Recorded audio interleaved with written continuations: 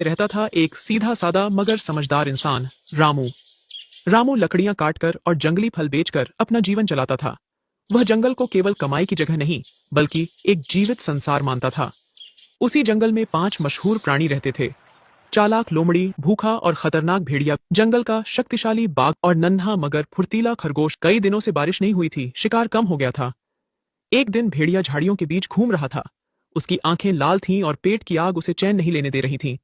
तभी उसकी नजर खरगोश पर पड़ी, जो गाजर खोजते हुए कूद रहा था। आज तो किस्मत खुल गई।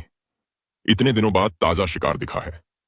भूख ने मुझे पागल कर दिया है और अब कोई मुझे रोक नहीं सकता। खरगोश डर के मारे भागने लगा। भेड़िया भी पूरी ताकत से उसके पीछे भागा, लेकिन तभी बीच रास्ते में लोमड़ी आ गई।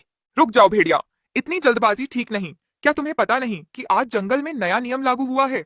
नियम? भूखे पेट नियम सुनाई नहीं देते लोमड़ी। अगर जान बचानी है तो हट जाओ।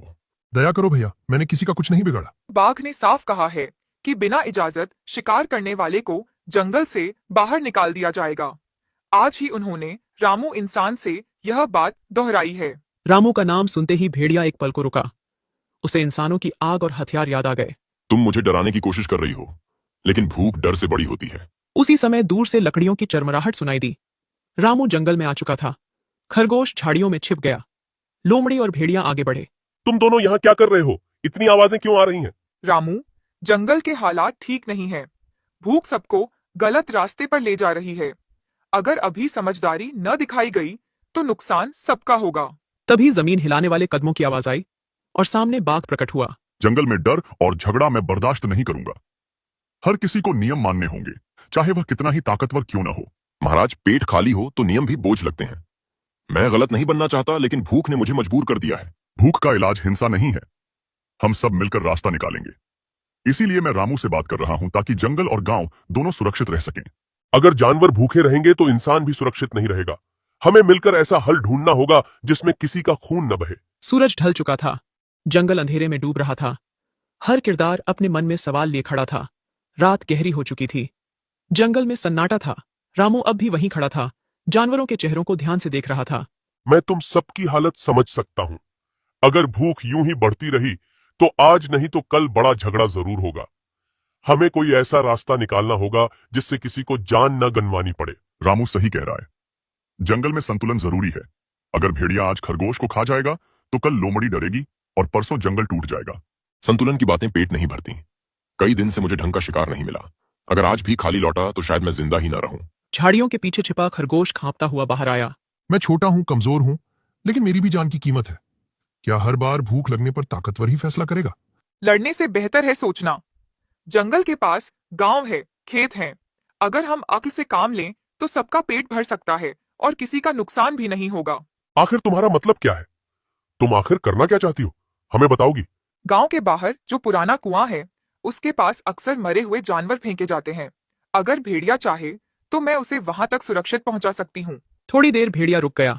उसकी आंखों में पहली बार उम्मीद दिखी। अगर यह सच है तो आज मेरी जान बच सकती है, लेकिन अगर तुम चाल चली तो परिणाम बुरा होगा। जंगल में आज से एक नियम होगा। कोई भी बिना वजह किसी कमजोर पर हमला नहीं करेगा। जरूरत पड़ने पर सब मिलकर हल ढूंढेंगे। मैं गांव वालों से भी बात करूंगा ताकि वे जंगल के पास खाना बेकार न फेंकें और जानवरों को भूखा न रखें। इंसान और जानवर अगर मिलकर चलें तो डर कम हो सकता है। तो चलो, देर मत करो। भूख इंतजार नहीं करती। भेड़िया आखिरी बार खरगोश की ओर देखकर बोला, आज तुम बच गए, लेकिन याद रखना, यह दया नहीं, समझदारी की जीत है। और शायद यही जंगल को जिंदा रखेगी। रामू खड़ा सब देख रहा था।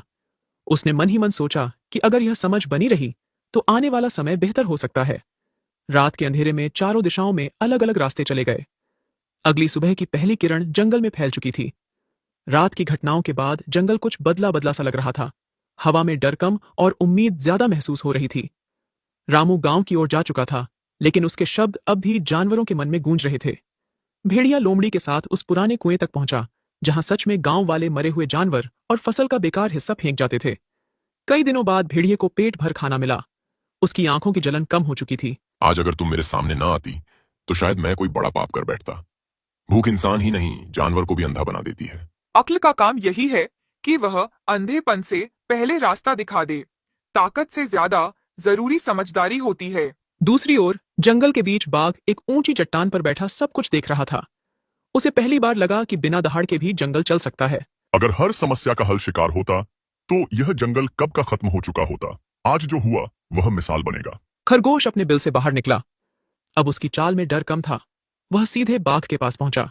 न्याय तभी जिंदा रहता है जब सब उसे माने, ताकतवर भी और कमजोर भी। उधर गांव में रामू पंचायत के सामने खड़ा था। अगर हम जंगल को दुश्मन समझेंगे तो एक दिन वही दुश्मन बन जाएगा। जानवर भूखे रहेंगे तो गांव सुरक्षित नहीं रहेगा। हमें मिलकर रास्ता निकालना होगा। गांव वालों ने उसकी बात समझी।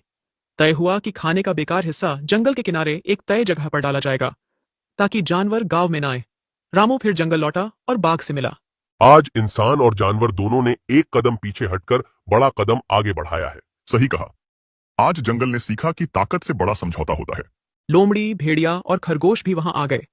सब एक दूसरे को देख रहे थे, लेकिन इस बार नजर में डर नहीं था। मैं वादा करता हूं कि बिना वजह किसी कमजोर पर हमला नहीं करूंगा। और मैं ये समझूंगा कि हर ताकतवर दुश्मन नहीं होता। और मैं अक्ल का इस्तेमाल सिर्फ चल के लिए नहीं, सही रास्ते के लिए करूंगी। जंगल में एक नया नियम जन्म ले चुका था।